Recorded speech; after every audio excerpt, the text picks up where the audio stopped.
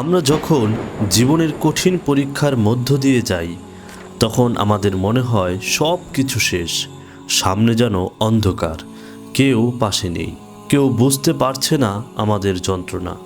তখনই শয়তান আমাদের মনে সন্দেহ ঢুকিয়ে দেয়, আল্লাহ কি সত্যি আছেন? তিনি কি আমার কথা শুনছেন? প্রিয় ভাই ও বোনেরা, এমন ভাবনা আমাদের ধ্বংস করে দেয়। অথচ আল্লাহ তাআলা কোরআনে বলেন, আল্লাহ বান্দার অন্তরে সব কিছু জানেন। আপনি হয়তো কারো কাছে কিছুই বলতে পারেন না, কিন্তু আল্লাহ সব জানেন। আপনি হয়তো চুপচাপ কাঁদেন রাতের অন্ধকারে, কিন্তু আপনার চোখের পানিও আল্লাহ তাআলা গুনে রাখেন। রাসূল সাল্লাল্লাহু আলাইহি ওয়াসাল্লাম বলেছেন, যদি কোনো ব্যক্তি এমনভাবে দোয়া করে, হে আল্লাহ, আপনি আমাকে ক্ষমা করুন, আল্লাহ বলেন, আমার বান্দা জানে আমি ক্ষমা করি এবং শাস্তিও দিতে পারি, আমি তাকে ক্ষমা করলাম। হতাশা আসলে কি? হতাশা হচ্ছে এমন এক ধোঁকা যা মানুষকে ধ্বংস করে ফেলে। অথচ মুসলমান কখনো হতাশ হতে পারে না, কারণ তার প্রতি রয়েছে আরশের মালিকের দয়া। হতাশা হলো এমন এক অন্ধকার যা শয়তান বান্দার মনে ঢুকিয়ে দেয়। হাদিসে বলা হয়েছে, যে ব্যক্তি মৃত্যুর পূর্বে তওবা করে আল্লাহ তার তওবা কবুল করেন, যদিও তার গুনাহ সমুদ্রের ফেনার মতো হয়। তাহলে আমরা কেন হতাশ হই? আমাদের রব তো গফফার, রহিম, দয়াশীল।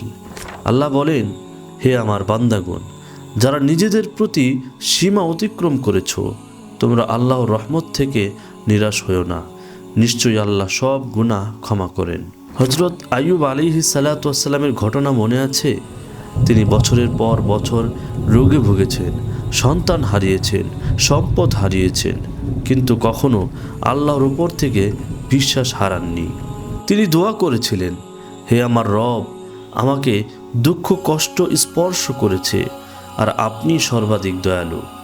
আল্লাহ তার ধৈর্যের পুরস্কার দিয়েছেন, সুস্থতা ফিরিয়ে দিয়েছেন, সন্তান ফিরিয়ে দিয়েছেন। তাই প্রতিদিন আল্লাহর কাছে 5 ওয়াক্ত নামাজ আদায় করে বলতে হবে, হে আল্লাহ, তুমি আমাকে পথ দেখাও, তুমি আমাকে হেদায়েত দাও। সর্ব অবস্থায় আল্লাহর উপর ভরসা রাখতে হবে। আল্লাহর উপর ভরসা মানে শুধু মুখে বলা তাওয়াক্কুল না, বরং সামর্থ্য দিয়ে চেষ্টা করা। মনে রাখা, ফলাফল আল্লাহর হাতে। রাসূল সাল্লাল্লাহু আলাইহি ওয়াসাল্লাম বলেছেন, তোমরা যদি আল্লাহর উপর যথাযথ ভরসা করতে, তবে তিনি তোমাদের এমন রিজিক দিতেন যেমনটা তিনি পাখিদের দেন।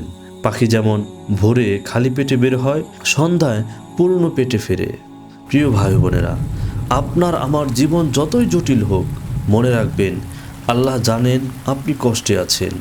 আপনার আজকের অশ্রু কাল হয়তো জান্নাতে হাসির কারণ হবে। আপনার এই দুঃখ, এই ত্যাগ, সব কিছু আল্লাহ দেখছেন। তাই কখনো হতাশ হবেন না, নিরাশ হবেন না। একমাত্র আল্লাহর করুণা আমাদের আশ্রয়। প্রতিটি রাতের অন্ধকার শেষে ফজরের যেমন আলো আসে, প্রতিটি কান্নার শেষে আল্লাহর পক্ষ থেকে প্রশান্তি আসে।